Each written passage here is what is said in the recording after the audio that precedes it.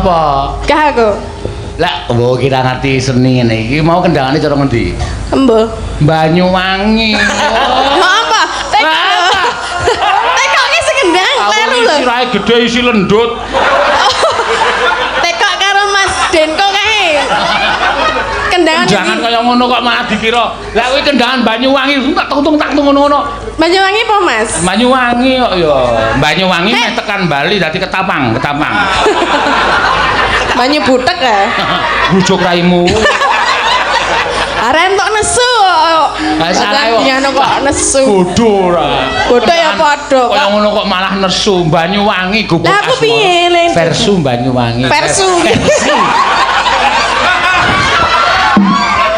Oh nek kualat ngono kuwi.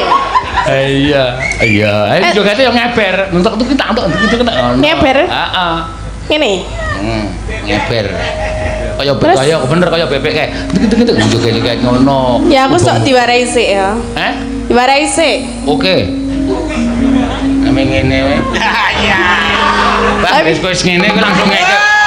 Kowe wis mulai ngene kowe langsung ngodaku. Yo. Loh, ya nanti Ngeber. terus gerakane iki. Kowe iki ngewohke lho, Tin. Lah, jenengan ki nek ngebaran ngene.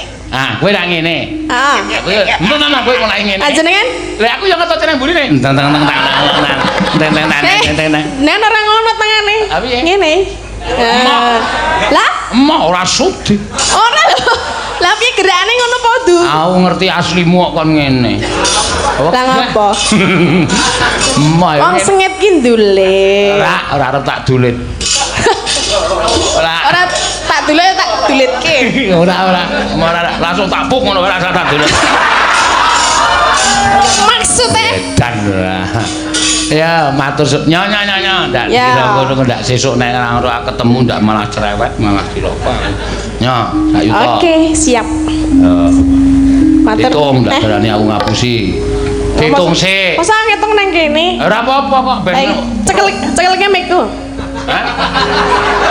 Amok. Lah, aku Sing wajibe nyekelke iki kowe.